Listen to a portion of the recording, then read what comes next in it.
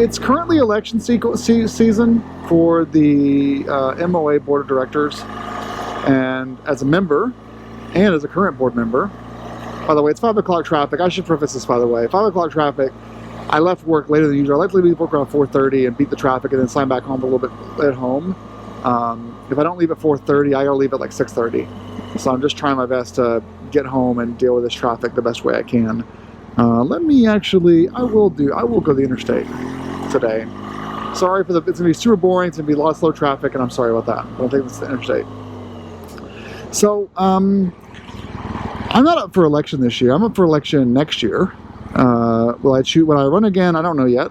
I'm not going to say yes or no at this point, but it's a volunteer board position. We've got 30 or so, 40,000 members, and a lot of members in the MOA that pay membership dues and expect to have, be represented by the MOA and have like-minded individuals and go on rides and go to events and receive the magazine and member benefits and all that good stuff. There's a lot that people expect when they join the MOA. And so one of the recent sort of discussion points is around right to repair. And the reason why I know this is not just because I read the MOA forums, which I do every day, and not just because I read all the emails that we get or read the member letters into the magazine, the letters to the editor, or the writer-to-writer section, but also because I have Google Alerts still turned on for my name, and so I know that there's a few people that have tagged me on, various BMW forums, Adventure Rider, etc. Not tagged me, but mentioned me by name and said, I know Adam supports right to repair, and he's on the board, so maybe he'll be a voice for us in this. And maybe for those that are following along at home, I've yet to talk about the decision about 2 years ago now for BMW AG to stop the publication of service manuals that are sold to end users. And so this would be almost like Apple Computer or John Deere or Microsoft selling you the manual that technicians receive that are both trained at the mothership, that go through a rigorous certification process, and are affiliated with either a value-added reseller or a consultancy, or in BMW's case, a dealer. And so what they've done is, instead of saying anyone that's with $400 or $200, whatever it was, can go in a dealer and buy a DVD. That's how they used to be distributed, by the way. They used to be distributed by DVDs, and they used to be only compatible with Windows operating system. And so as a Mac user without a DVD drive, I never bought a service manual for my BMWs because I couldn't run them. I'm not going to go buy a Windows laptop to run a service manual. And so to pirate these, some owners would print screen them or print take a picture of the screen and share them that way. If someone had a question on a forum, they'd get a print screen from the owner's manual, some guy that had bought the DVD. But they are tied to your name. They're single person licensed. You can't share those service manuals with someone else. The DVDs are copyrighted or DRM'd. So BMW basically just stopped making them and said, well, they're no longer available. Obviously, technicians that are working at a BMW motorcycle dealership can log into a system and access all that kind of material for all the old bikes and the new ones, but we're just not going to sell them anymore. Now, the reason they gave wasn't really, I mean, we can make a lot of assumptions. Hey, I like having a dealer that's 10 miles from my house. Before that, I had a dealer that's 100 miles from my house. And I'm considered lucky in the BMW space for having a dealer that's less than 100 miles away from my house. Some guys have to drive 400 miles to a dealer.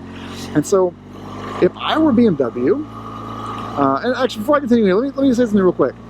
Before this job I'm in now, I work at Credit Karma, I was a BMW vendor, supplier. I worked at TomTom. We build all the maps and navigation that go into the connected system for both BMW cars and for motorcycles.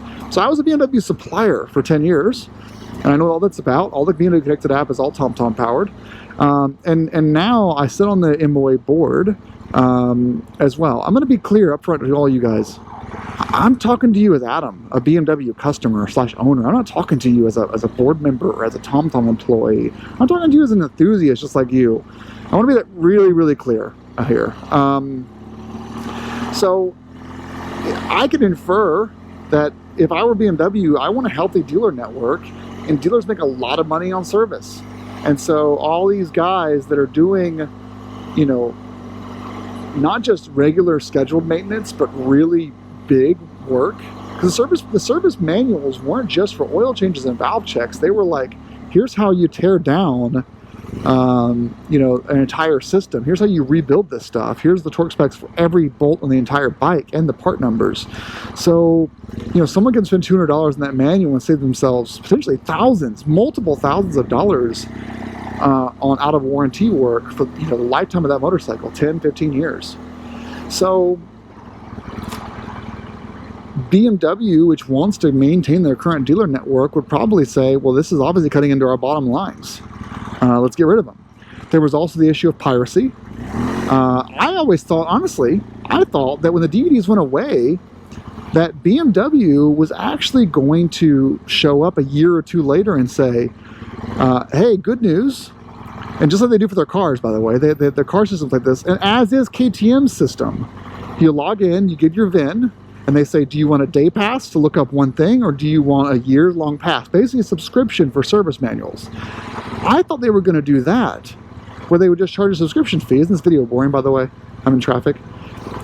And the subscription fee would just be like, you know, 1 day, 1 month, 1 year, lifetime, you know, $500 a year, whatever. You know, you want service manuals, here's what it's going to cost. It's tied to your login. There's no print function available. There's no, you know, you can screenshot it, I guess, but there's no easy way to get the data out in bulk. You get a screenshot page by page. And some kind of DRM in place that if you do copy text or screenshot something, it files that and you get your account locked or something. But, you know, make it profitable to BMW that if you're going to go around going to a dealer, at least we're going to make some money off this, more than just the $200 DVDs that were sold on eBay and passed friend to friend. That hasn't happened yet. And so the farther away we get from the DVDs going away and then no option being available to replace them, it's kind of telling me that it's gone. And so a lot of people have rightfully referenced the fact that there's this John Deere lawsuit that got national news that, you know, farmers weren't able to repair their tractors anymore.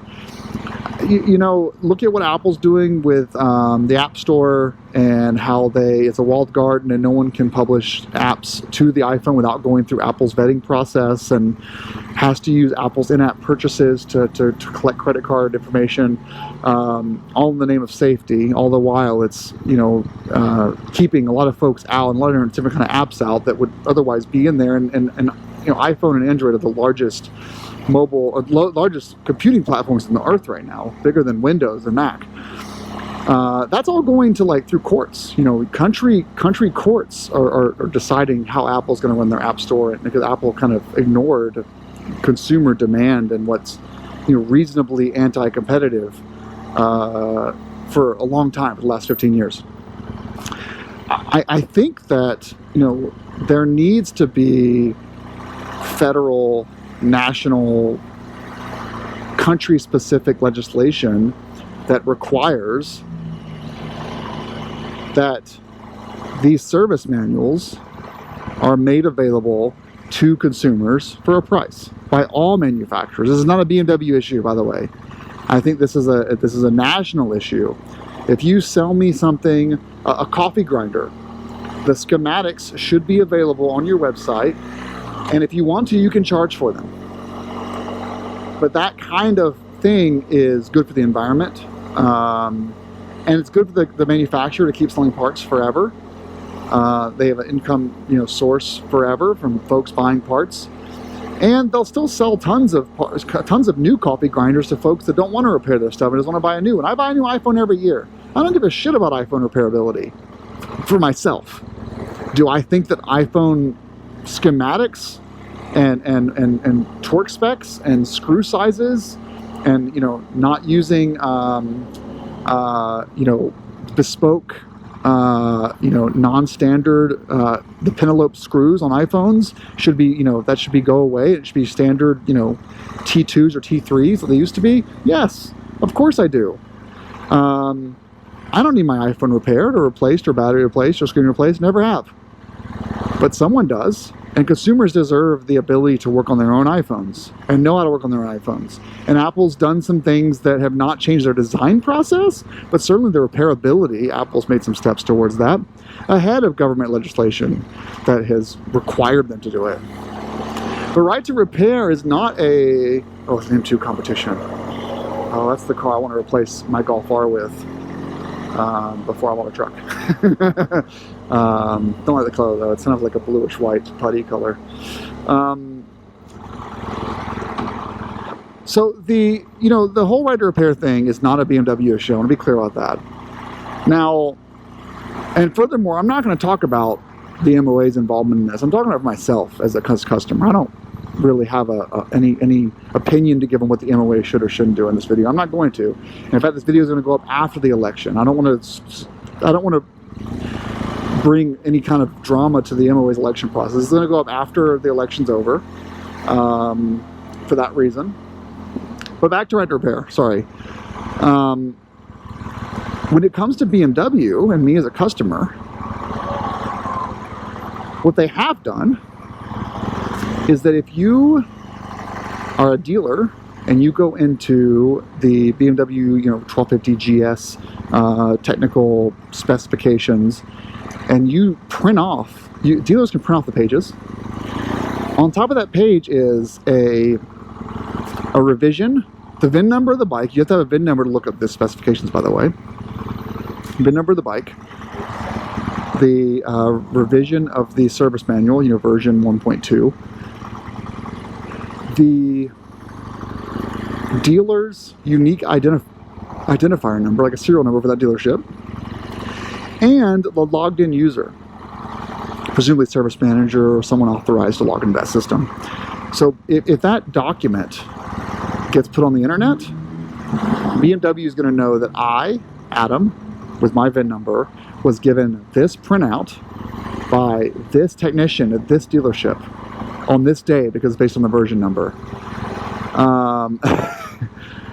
And presumably that dealer and that service tech are going to get some serious implications. May not get fired, but certainly you get one strike on this one and don't do it again. And so while I am in possession of a bunch of different, black and white PDFs of various things for my bikes that I've needed, I just know it's the honor system. Do not share it because I'm costing someone their job and probably their livelihood.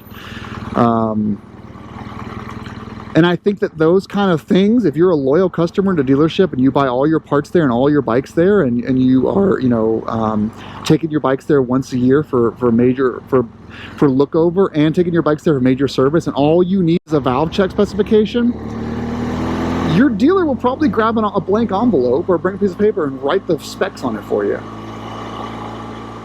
So that's still going to happen, I think, for those of us that are loyal to our dealerships. But as for accessing the entire service manual, no dealer is going to print out the 300 pages for me and hand it to me. They'd be stupid to do that. And BMW doesn't allow it. As for a consumer's opinion to buy or not buy a company's products based on how that company supports the ability to repair the product with either aftermarket parts or schematics, that's up to the individual. I like Oral-B toothbrushes. Because Oral-B toothbrushes have a built-in battery that's not replaceable, that's not going to keep me from buying more Oral-B toothbrushes. I like them. The heads are affordable, they're accessible, the motors that vibrate the heads are pretty reliable, never had any issues, never had enough battery degradation to not keep it, where it won't survive a 3-day trip without bringing the charger with me. I'm okay with Oral-B toothbrushes. If someone says, I'm going to only support brands or companies that support repairability, good for them. I'm just not going to fall in line with that. I'm going to keep buying BMW motorcycles. And I'm going to bake in to my total cost of ownership the price of having the 12,000 mile checks, where valve checks are required, done at a dealership. For the R18, my valves have to be checked every 3,000 miles. I have the valve specs for my R18. and I'm going to do those myself. Yes, it's every 3,000 miles. No, 6,000 for the valves, 3,000 for the final drive and oil. That's me done myself. But anything beyond valve checks, oil change, spark plugs, air filter, that I don't have the service manual copies for, I'm going to go to a dealer for. And that's just sort of baked into my total cost of ownership. And if I don't like it, I'm still going to keep buying BMW and instead bake into my budget of buying a new motorcycle the extended service contract that BMW will sell me for $1,000 to $4,000. I'm going to buy the 8-year plan or 6-year plan, and I'm going to take all to them for all the service work and the warranties up. I'm going to sell it. And my right to repair is not going to really be an impact on my buying decision, personally.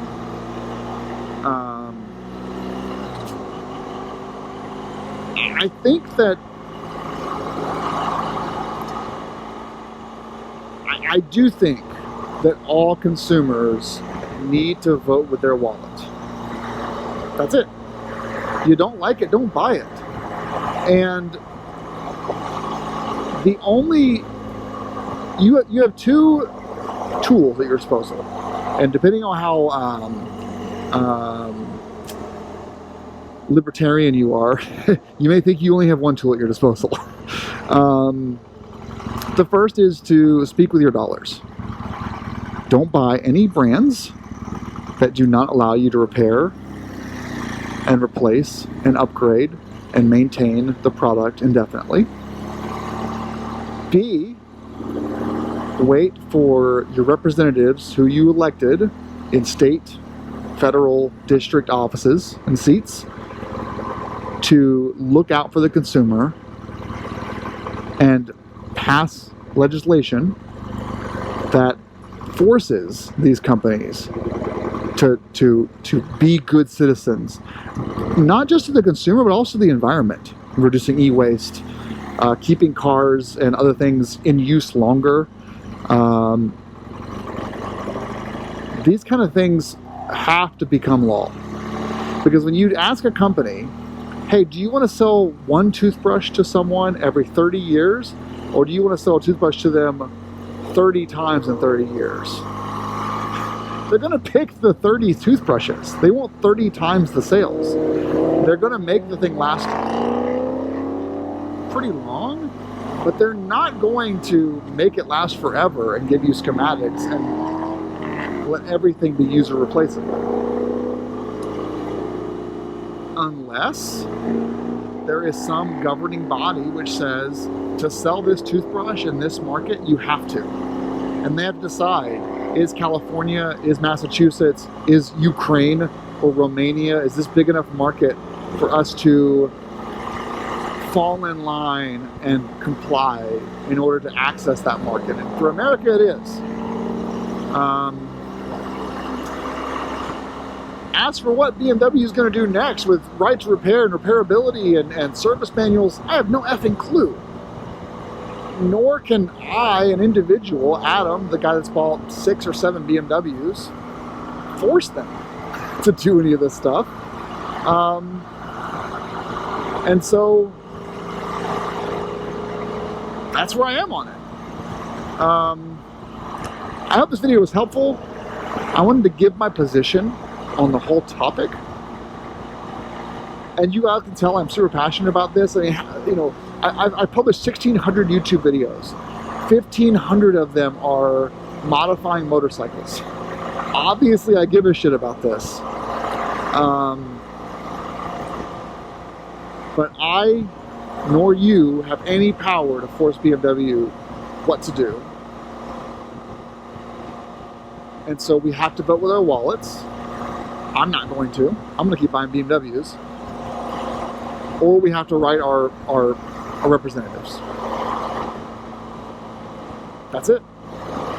So thanks for watching, everyone. You're going to see this probably after the end of April, and hopefully I'm recovering from the surgery okay. But I want to publish this after the election happens, just to sort of have everything die down on that front. Because I know a lot of candidates want to give an honest opinion. I don't want what I say to sway the candidates' opinions on this whole thing. Hope you enjoyed the traffic jam. I appreciate it. Yeah, have a great day. Cheers.